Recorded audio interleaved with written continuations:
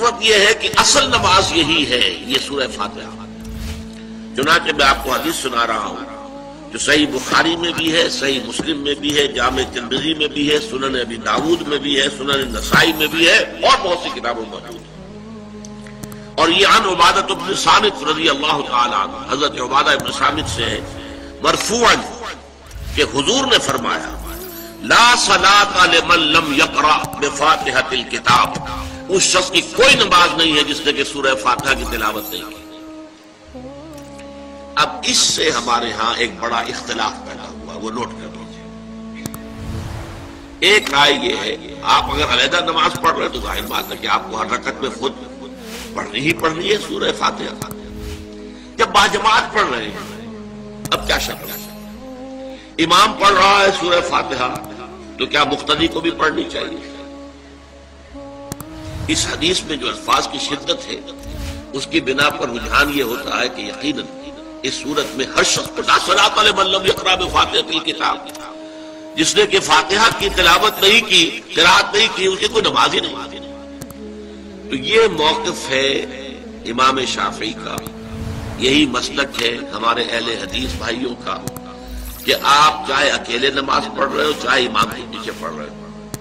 اور چاہے امام جو ہے وہ جہری رکعت پڑھا رہا ہے اور چاہے سری رکعت پڑھا رہا ہے۔ خاموشی والی رکعت سورہ آپ کو معلوم ہے کہ نماز جو ظہر اور عصر کی ہے تو چاروں رکعتیں جو ہے وہ سری ہے، مغرب کے اندر آ کر دو جہری ہیں ایک سری ہے،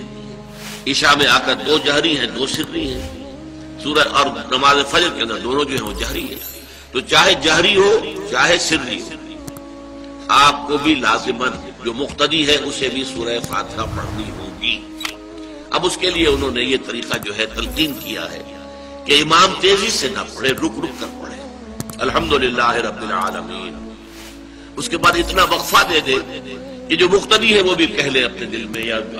پڑھ لے الحمدللہ رب العالمین الرحمن الرحیم۔ یہ رک رک کر پڑھنا، خاص طور پر اگر آپ کو موقع ہوا ہو کسی اہل حدیث امام کی امامت میں نماز ادا کرنے کا تو آپ دیکھیں گے کہ بڑا فرق ہے۔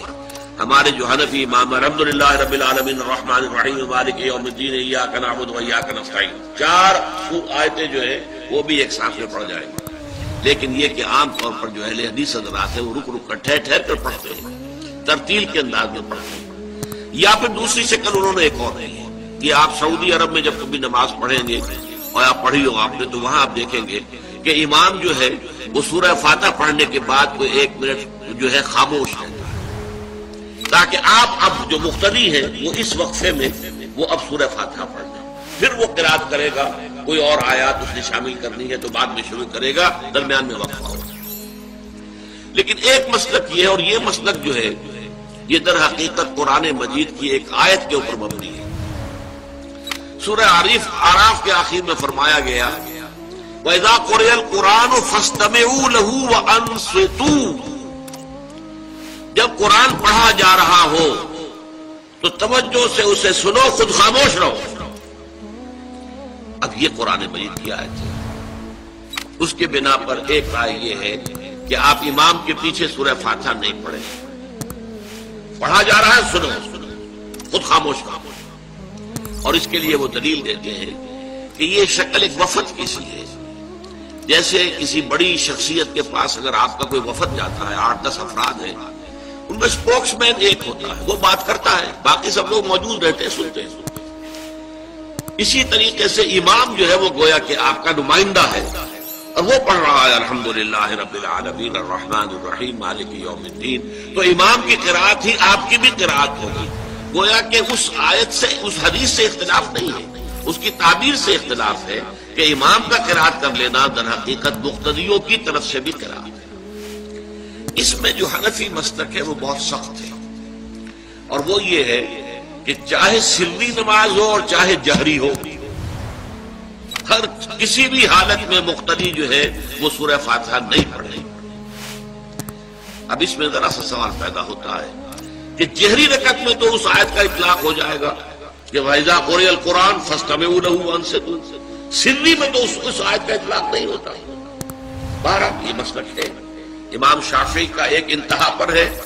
ہر صورت میں سری ہو یا جہری ہو آپ کو پڑھنی ہی پڑھنی ہے۔ اور امام ابو حنیفہ دوسری انتہا پر ہے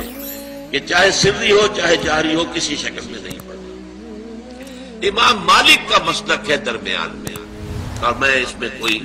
جھجک محسوس نہیں کرتا کہ میں آپ کے سامنے عرض کر دوں کہ میں اس پر عمل پیرا ہوں۔ وہ کیا ہے؟ جہری نماز میں خاموش رہو اور سنو۔ اس آیت کا اطلاق ہو جائے گا جب بلند آواز سے پڑھ رہا ہے امام تو پوری توجہ، فاستمعوا لہ، اپنی پوری توجہ کو اس کے سننے کے اوپر مرکوز کر دو اور خود خاموش رہو۔ سری رکعت میں البتہ جبکہ وہ بھی خاموشی سے پڑھ رہا ہے، آپ بھی خاموشی سے پڑھ رہے ہیں۔ بہرحال ان چیزوں میں میں نے یہ سب کچھ بیان کیا ہے تو اس سے جو میرا مقصود ہے وہ یہ ہے کہ معلوم ہو جائے کہ اس میں کوئی بڑی بنیادی بات نہیں ہے، نہ یہ کہ جو حنفی ہیں وہ اس حدیث کا انکار کرتے ہیں کہ لا صلاۃ لمن لم یقرأ بفاتحۃ الکتاب، کیسے وہ انکار کریں گے؟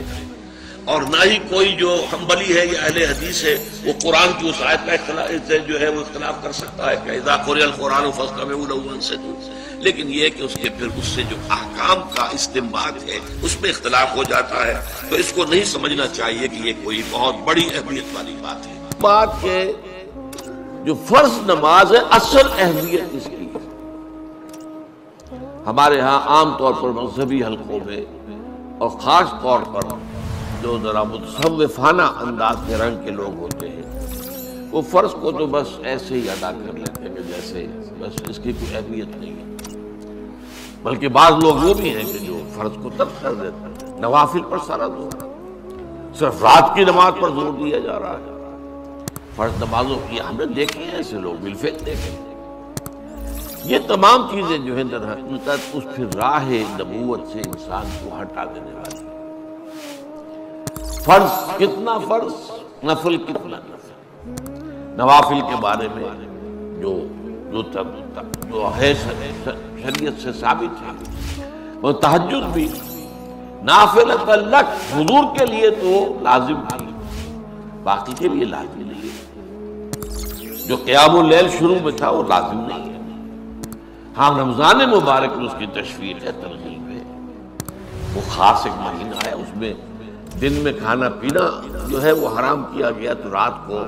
2/3 رات یا 1/3 کم سے کم 1/3 رات جاگو اللہ کے قرآن کے ساتھ، اللہ کی کتاب کے ساتھ۔ تو یہ اصل میں جو توازن ہے یہ جو ہے بہت ضروری ہے۔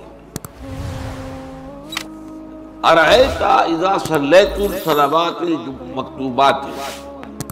حضور آپ نے دیکھا، غور فرمائیے کہ اگر میں جو فرض نمازیں ہیں وہ ادا کرتا، اب مثلا ایک حدیث مجھے اور یاد آئی،